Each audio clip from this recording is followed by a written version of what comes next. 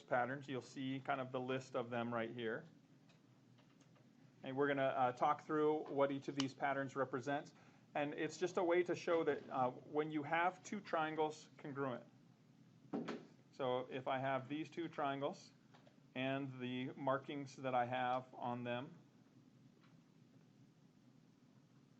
look like this.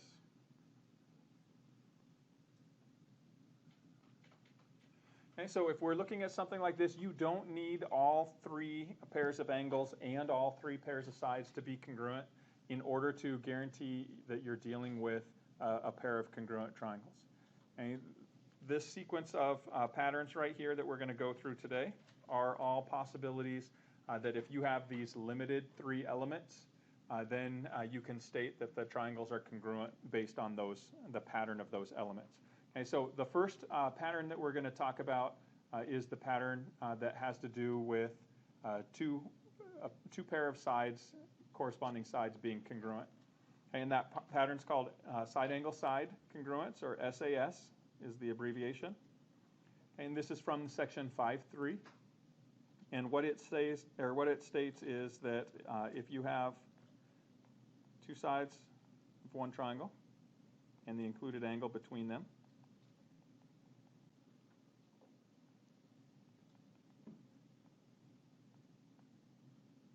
are congruent to two sides and the included angle of another,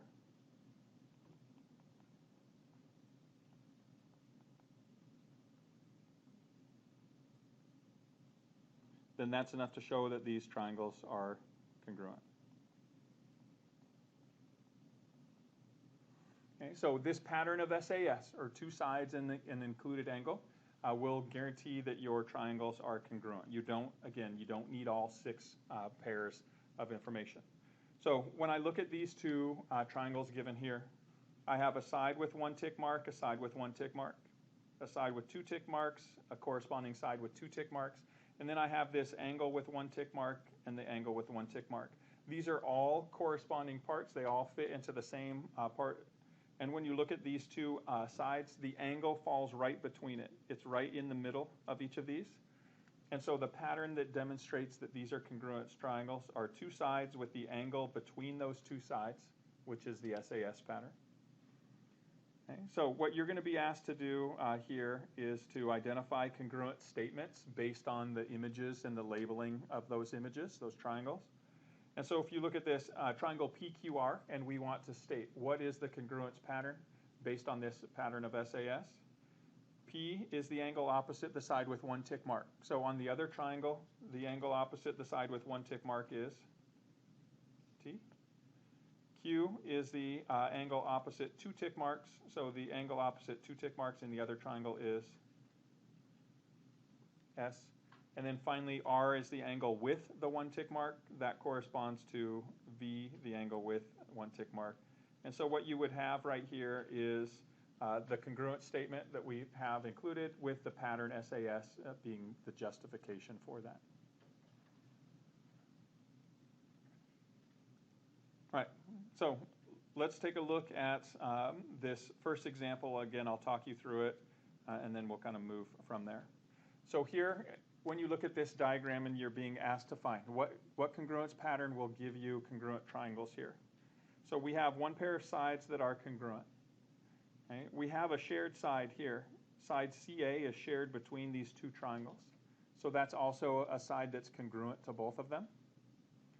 And then the only other piece of information we have is that these sides are parallel to each other, which means by AIA, alternate interior angles, are equal. Okay, so by AIA, we can label these two angles BCA and CAD as being congruent as well. And so now when we look at these elements, we have a pair of sides with one tick mark. We have this same side with two tick marks, and we have the angle between and the angle between. So this gives us the pattern of two sides with the angle between, and that is your pattern SAS. And so once again, if you were going to find what is the congruent statement, triangle ABC is congruent to.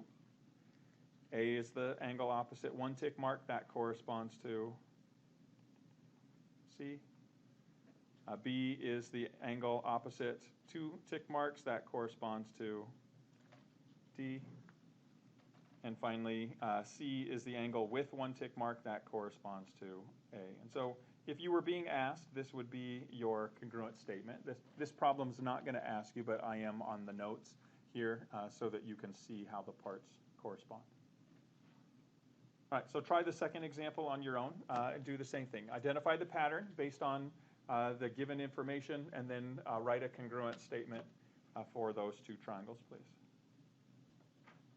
So again, we'll work pretty quickly through these today because, again, there's no calculations necessary. It's just an identification. And right now, we've only started introducing these patterns. So again, identifying the pattern for this, you have a pair of sides with 1 tick mark. You have this shared side PQ. We'll put 2 tick marks here. And then you have these angles labeled with the 1 tick mark. Those angles happen to be right between the 2 sides, so you have 2 sides with the angle between, giving you your pattern SAS, which again makes sense since that's the only pattern we've talked about so far. Okay, but if you were identifying the congruent statement, P is the angle with 1 tick mark. That corresponds to the other triangle P. S is the angle opposite 2 tick marks, so that corresponds to T. And then Q is the angle opposite 1 tick mark, so that corresponds to Q as well. So this would be your congruent statement based on the pattern SAS. Okay. Now, these are all the different patterns that you're going to be seeing today. Okay, there's 2 additional patterns that do not work. They don't guarantee congruence. One is AAA. If you have three corresponding pairs of angles of one triangle compared to another, these can be different size triangles. So again, equilateral triangle is a great example of AAA pattern. It does not show congruence.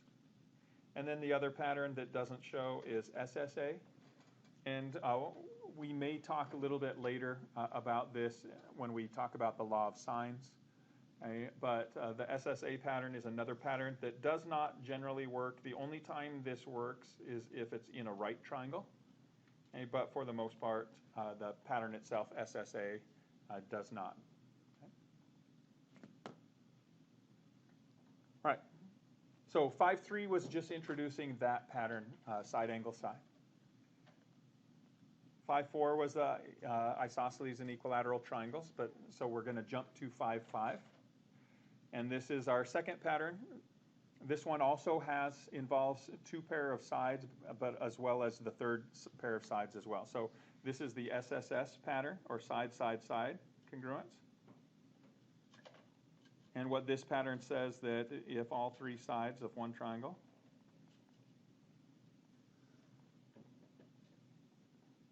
are congruent to the 3 sides of another,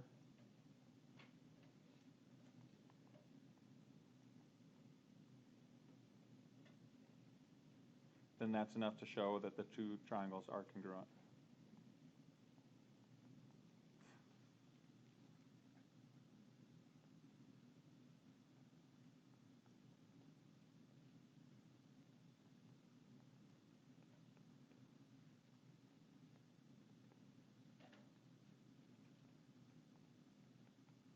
Okay, so this would be an example where you have, when you're looking at these patterns, you have a pair of sides, a second pair of sides that are congruent, and a third pair of sides are congruent. Once you identify this, your SSS pattern justifies the congruence. So you know these are congruent to each other. So we can say that triangle ABC is congruent to triangle, and then you just match the corresponding pieces. A is opposite 1 tick mark, so is Y. The B is opposite 3 tick marks, so is X. And then finally, C is opposite 2 tick marks, so is Z. And so that would be your congruent statement based on the pattern SSS.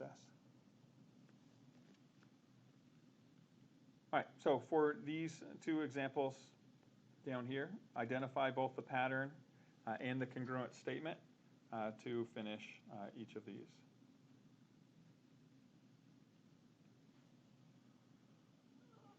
When you're looking at the names of these patterns, the elements are always consecutive elements, either clockwise or counterclockwise. But I will use the words included or not included to kind of describe when you're dealing with sides and angles. All right, so if we look at this first example, we see that we have sides with 1 tick mark, 2 tick marks, 3 tick marks. So the pattern that's fulfilled is SSS. You have 3 pairs of corresponding sides. And if you wanted to identify the statement, A is opposite 2 tick marks, so is D. B is opposite 3 tick marks, so is E. And C is opposite 1 tick mark, so is F. So this would be your congruent statement based on the pattern SSS. The next example, or the next problem here, you have sides with 1 tick mark, a pair of sides with 2 tick marks, and then you have this shared side. So we can call that 3 tick marks if I label that. You now have your pattern of SSS, and that is a congruence pattern. And so the congruent statement itself, triangle DEF corresponds to and is congruent to. D is opposite the leg with, or the side with 1 tick mark, so is D. E is opposite the side with 3 tick marks, so is G. And finally, F is the side opposite 2 tick marks, and that corresponds to F as well. So there's your congruent statement based on the pattern SSS. All right. So there's one additional pattern that was presented in 5.5, okay, and it's presented here before we move on to the last couple because it also involves at least 2 sides. So congruence patterns are either going to be based on 2 congruent sides minimum or 2 congruent angles minimum. So the 2 congruent sides also includes this specifics when you're dealing with a right triangle.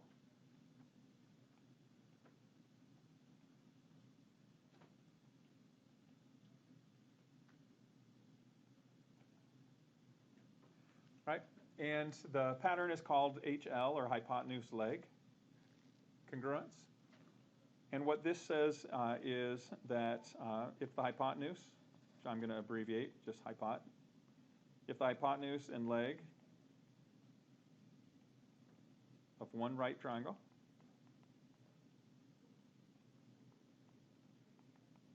are congruent to the hypotenuse and leg of a second triangle,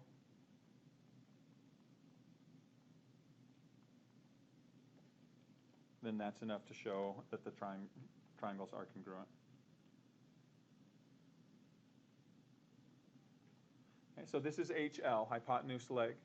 Now notice when we look at this and label the pieces. Okay, so if we have the hypotenuse LN and PR are congruent, and we have leg MN congruent to leg PQ. So this is a hypotenuse and leg. And now, that's not the only 2 pieces of information we have, right? We also have this angle, these right angles, because these are right triangles. Okay, really what we're looking at is we have 2 sides. The angle is not between those 2 sides like it was in the first set of triangles that we looked at, the SAS pattern.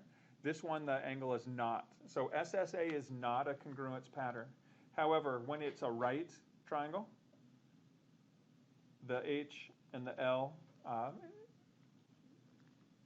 kind of replace the 2 sides. This is a congruence pattern. So HL works.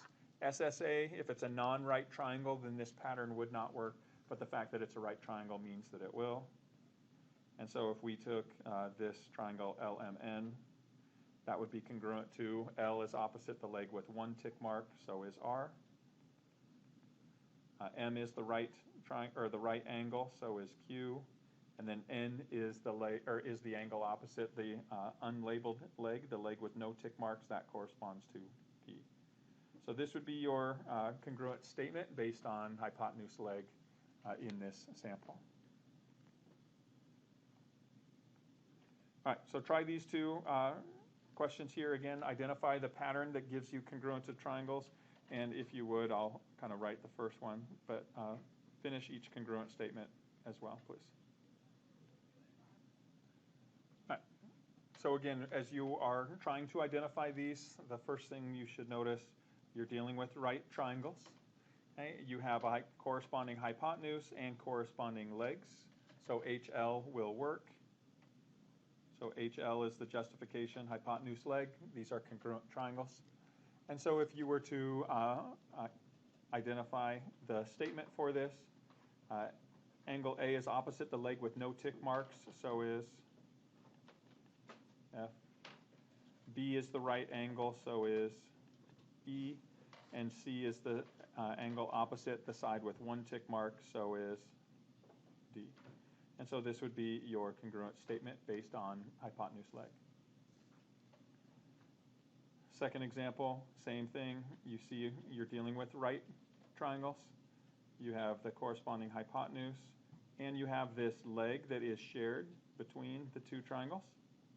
So there's our second piece of information. So HL, once again, is your pattern. And so when you, if you were being asked to write the congruent statement, A is opposite the side with two tick marks, so is D. B is the right angle, so is C. And then finally, C is the opposite the leg with no tick marks, so is B. And so that would be your congruent statement for that last example here. All right, so this gives you the different patterns that we've looked at so far that contain three sides, SSS, or contain two sides and one angle. And that's SAS for all types of triangles, and then HL specific for a right triangle. All right, and so that leaves these last two types that we're going to look at in 5, 6, the next set of slides, are the congruence patterns that involve two angles. All right, so let's take a look at that. First, the ASA pattern. Again, the acronym that's used for these tells you the pattern of information, right? Two angles and the side that's between them or included between them. So this states that if two angles in the included side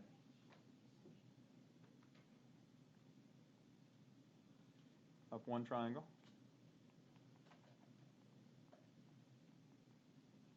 are congruent to two angles in the included side of the second,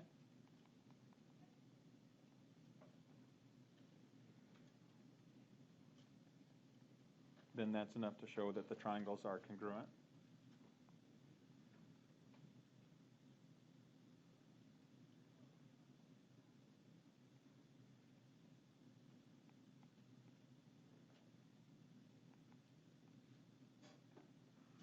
All right, so if we label these as we're kind of moving along, so if you have two angles, A and B, one tick mark and two tick marks, that are congruent to two angles of a second triangle, Z and Y, one tick mark and two tick marks, and the side between them, the included side. So the included side means that it's the side that connects those two angles.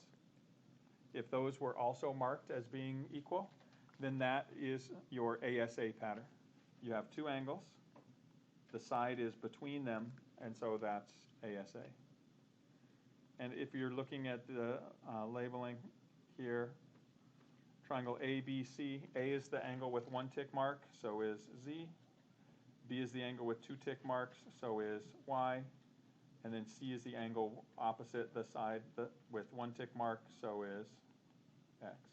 And so that would be your congruence statement based on that pattern of two angles in the included side, or ASA.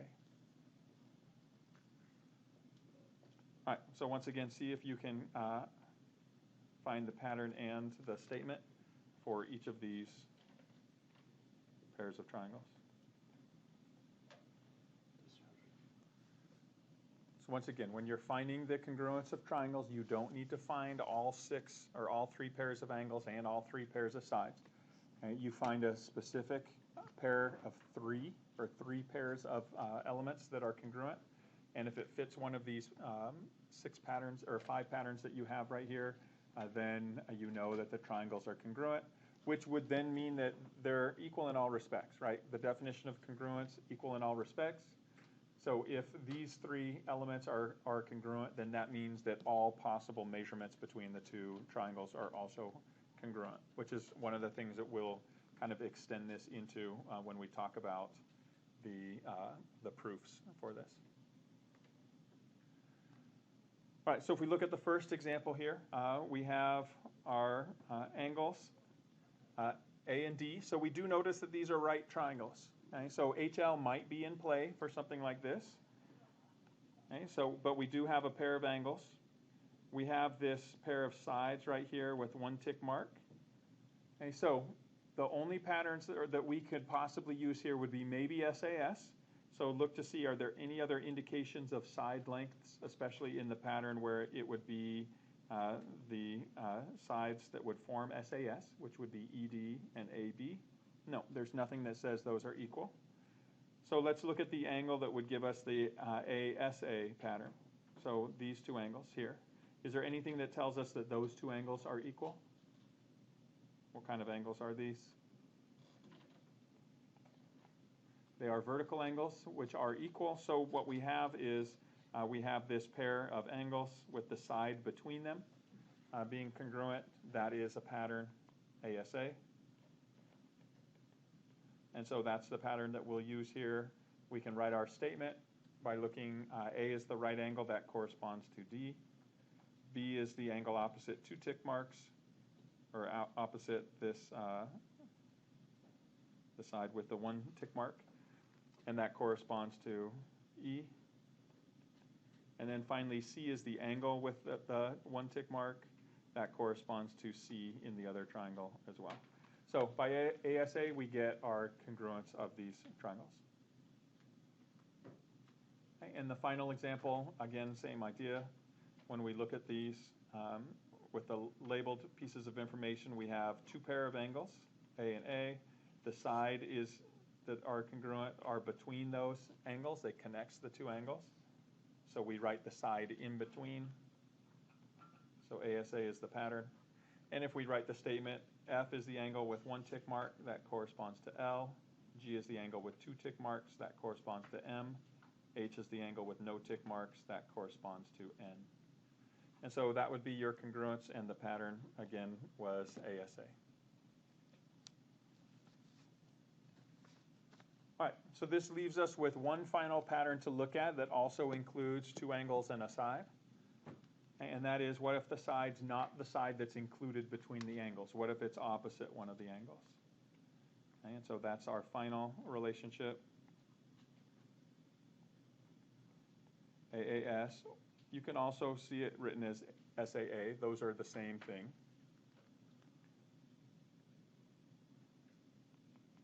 But here, if you have two angles of one triangle and the non-included side,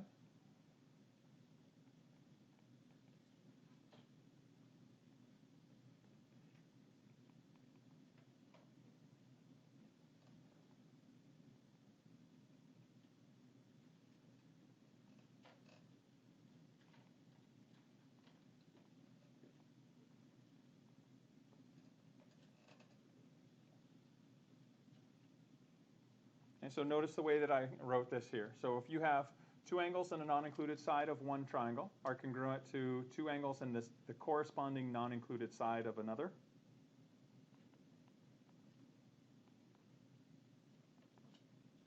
then that's enough to show that the triangles are congruent. And so when I illustrate this, I'm going to show using three examples, or three triangles.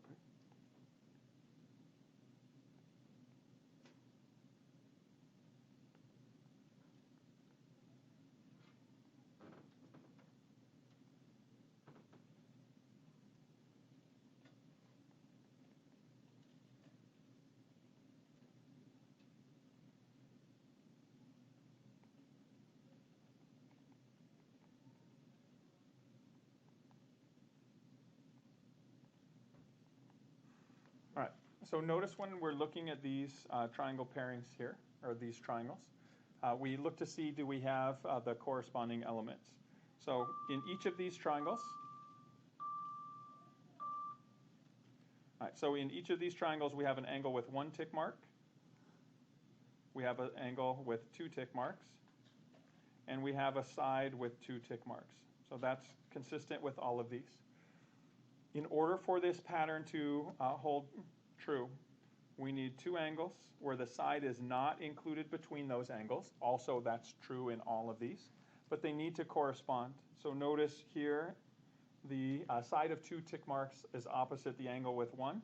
Here, the side with 2 tick marks is opposite the angle with 1.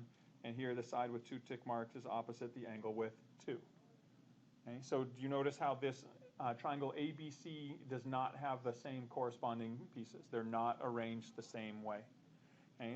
And what that means is that triangle PQR then would be congruent to triangle, again, the second one where P is 1 tick mark corresponding to X, Q is 2 tick marks corresponding to Y, R is no tick marks corresponding to Z.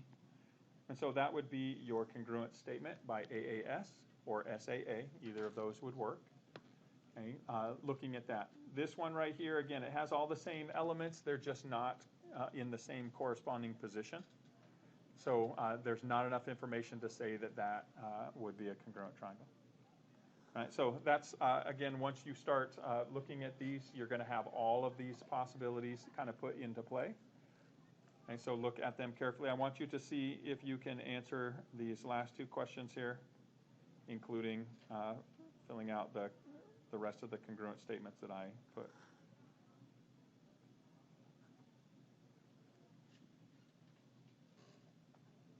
So again, if you don't have enough information, based just on what the markings, you may need to kind of make your own markings on top of these illustrations to help guide you. So for this example here, we have 2 right angles. So again, HL might be in play. We have a pair of angles.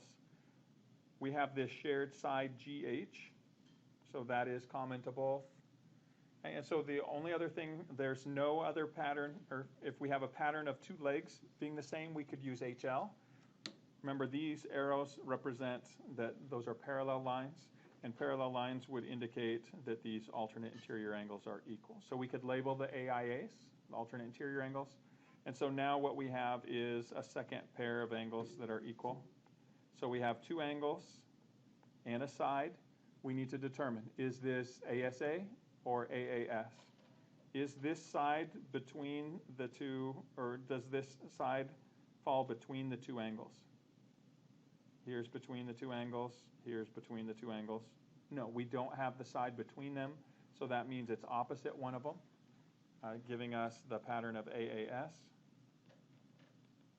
And the congruent statement that you can create from here is F is the right angle, so is K. G is the angle opposite, or the angle with no tick marks on it. That corresponds to H in the other triangle. And then finally, H in the first triangle is the angle with 1 tick mark. That corresponds to G. So this would be your congruent statement for that. All right, taking us to this final example here. We have a pair of angles, a second pair of angles, and a side that's opposite those, not included between the 2. So 2 angles and the side that's not included is your pattern. And so we can identify AAS. And the congruent statement, F is the angle with 1 tick mark, so is L. G has 2 tick marks, so does M. And finally, H has no tick marks, same with N. So this would be your congruence pattern.